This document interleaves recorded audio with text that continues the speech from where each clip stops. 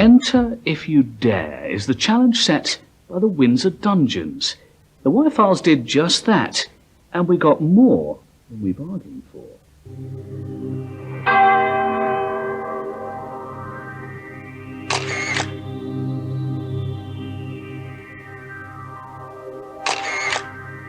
It's not surprising that you might feel a bit of a chill as you journey through the Windsor Dungeons. After all, that's what they're designed to give you. They're a terrifying trip through the lawless 13th century into harsh Victorian times. And you enter with the slogan, "Enter if you dare." Well, David Barfoot, who's the general manager, started to suspect that more was going on when strange occurrences started to happen. Perhaps the Windsor Dungeons were full of real ghosts. Well, we've been here about a year, just over a year, and during that time we've had various staff seeing things or hearing things. When I first started working here and I first came through the dungeons and I came up these stairs that we're actually on now, I just felt a presence, like somebody was there with me. It was like somebody was actually by the side of me. And when I spoke to other people, they also said, yes, I feel something on the stairs there, which seemed to back up what I was feeling. Certainly here where we are now, there's a set of steps, and around about the sort of 7th step, there's some cold sensations. And staff aren't the only ones to pick up a presence on the stairs. Without being told any of the stories, Medium William has this to say. About halfway up the stairway is a definite feeling of a presence, a very unhappy presence. I've been aware of this for about a year, 18 months. It's about halfway up, about the 7th step. There's also a definite sort of a smell of some sort, which I can't define. It doesn't sound like smell like food, but it smells like something rancid. That's what it smells. I also had my wife come through here, and she stood on a step and said, there's a strange smell here. And it was only on the one step that she could actually smell this strange smell. They might feel a presence on the stairs, but they're actually seeing things elsewhere in the dungeons. In the shop, we actually have where you can just see into the exhibition. Quite often you'll see someone pass the door, but there's nobody there. When we're working in the shop, we quite often see people go past the door and there's nobody there. When you go to look, there's just nobody there.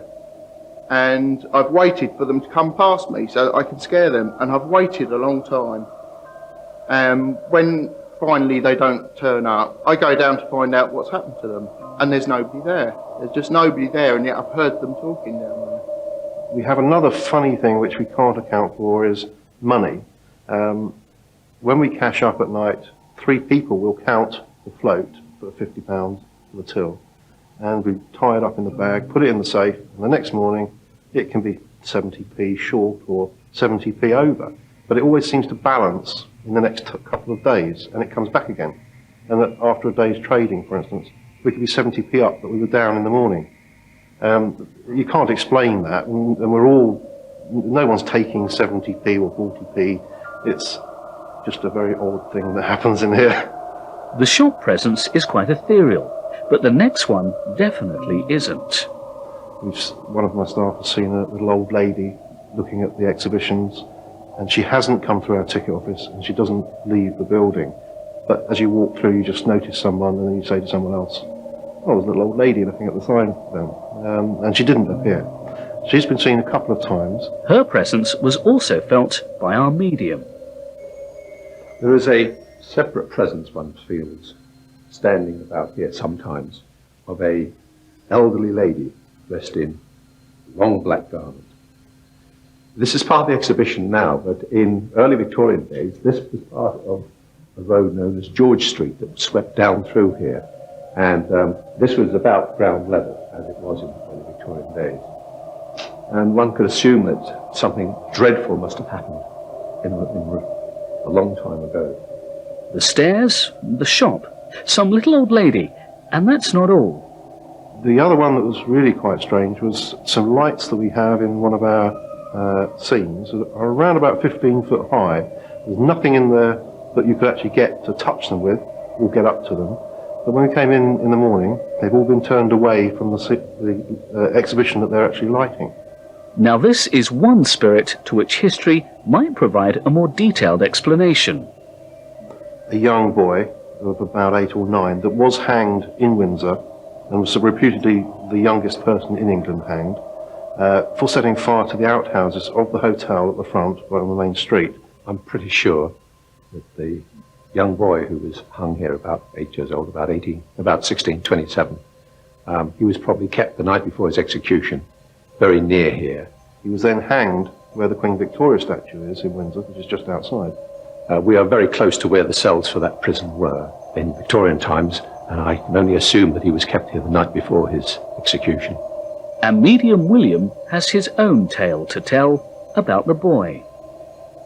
When the hotel next door to here was being renovated about 2.5 years ago, I was in Windsor Station one afternoon when the builders who were doing the renovation suddenly run out and were obviously very upset about something.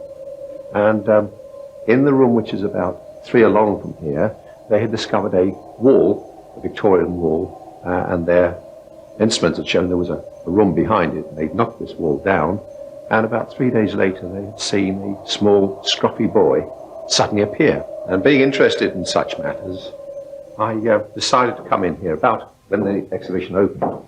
And we're standing here looking at the exhibits, when suddenly I became aware of a presence.